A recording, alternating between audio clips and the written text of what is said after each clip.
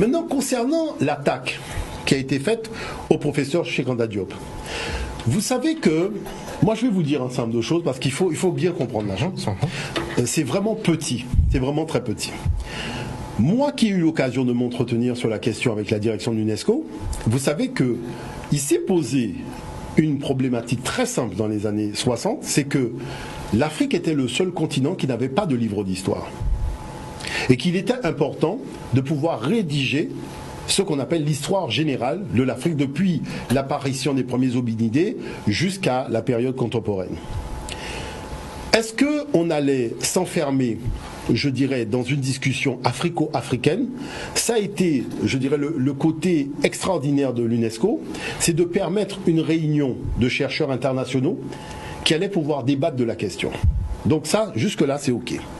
Maintenant, lorsque l'UNESCO demande au professeur Cheikh Anta Diop de se pencher sur le chapitre qui va concerner l'histoire antique africaine avec la civilisation de l'Égypte, le professeur Cheikh Anta Diop dit que je ne veux pas rédiger cette partie seul dans mon coin.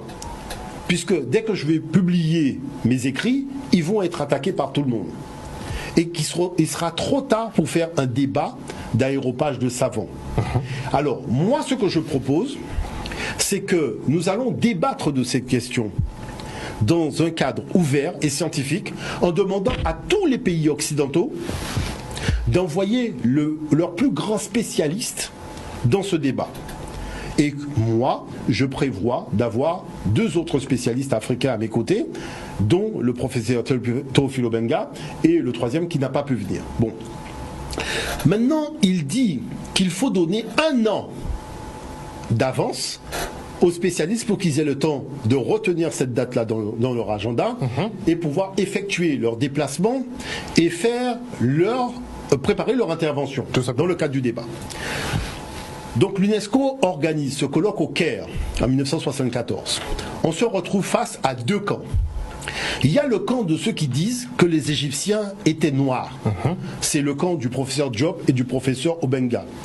Il y a le camp de ceux qui disent que les Égyptiens étaient des noirs à peau blanche, étaient des blancs à peau noire. Pardon, faut voir l'affaire. Des blancs à peau noire. Des blancs à peau noire, c'est écrit dans le document de Jean Vevis. C'est des blancs que personne n'a jamais vus. Des blancs à peau noire et à cheveux crépus.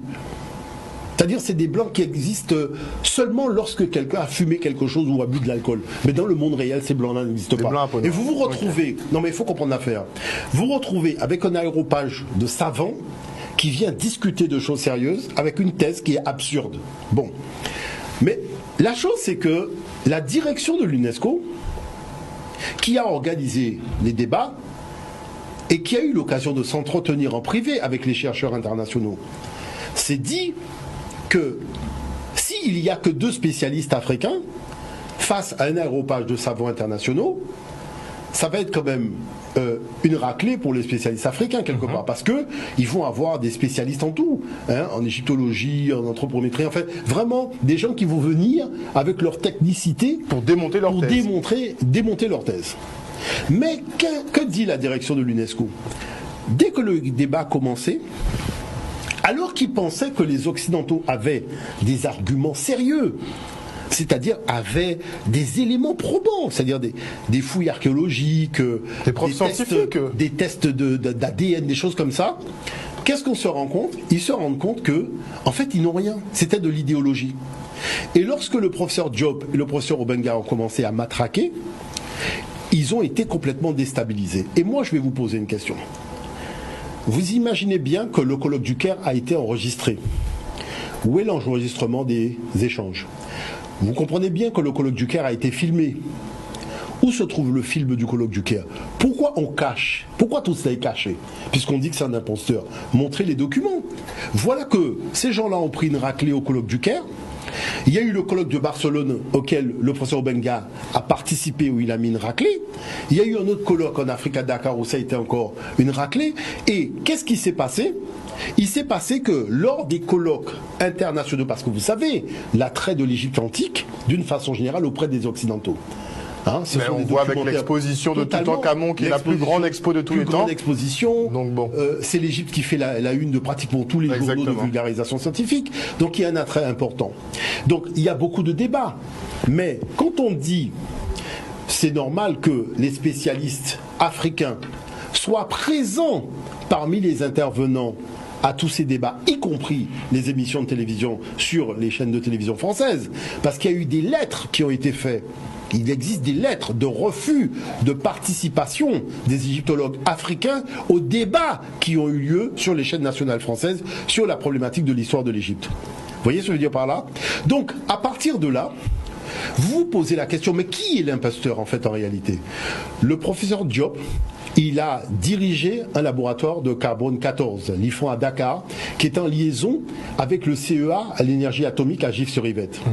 Il a été membre du comité scientifique donc à l'UNESCO pour la rédaction de la collection Histoire de général de l'Afrique, et même les projets de l'UNESCO contre le racisme, le professeur Cheikh Anta Diop y a pris part, puisqu'il a participé à des colloques contre le racisme. Vous voyez? Et sans compter le fait que sa thèse de doctorat d'État, il l'a eu à Paris. Donc on a quand même des gens qui ont eu l'opportunité, je pense à des gens comme Yoyot, qui dit qu'il était là, mais la chose c'est que tous les spécialistes étaient là, c'est-à-dire les gens qui comptaient en matière d'égyptologie étaient là, qui sont toujours reconnus jusqu'à aujourd'hui, et le professeur Cheikh Anta Diop et le professeur Obenga leur ont mis une raclée. Est-ce qu'après ça, vous avez eu un article du professeur Diop dans Historia, dans Sciences et Vie, Sciences et Avenir, ou n'importe quel magazine, où on leur a donné la parole parce qu'ils ont été les vainqueurs d'un colloque international, un colloque scientifique? Non. On a interdit aux étudiants de citer les thèses de Diop ou de citer Diop dans leurs thèses.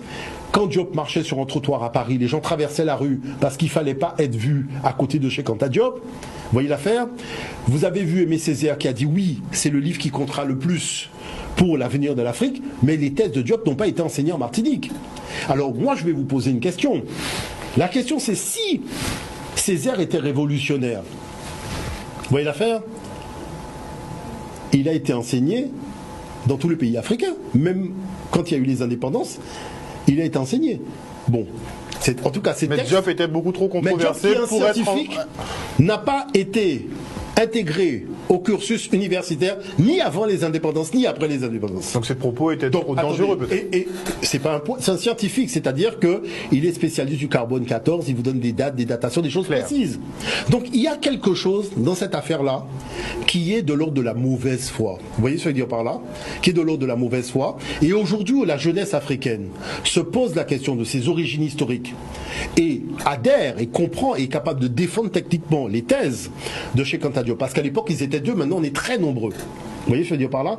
Donc les choses sont pliées d'avance parce que des spécialistes en égyptologie on en a beaucoup. Donc c'est ce qui fait qu'aujourd'hui on ne reste plus que le monologue historiographique et le fait de raconter des imbécilités à la télévision. C'est ça le problème de fond.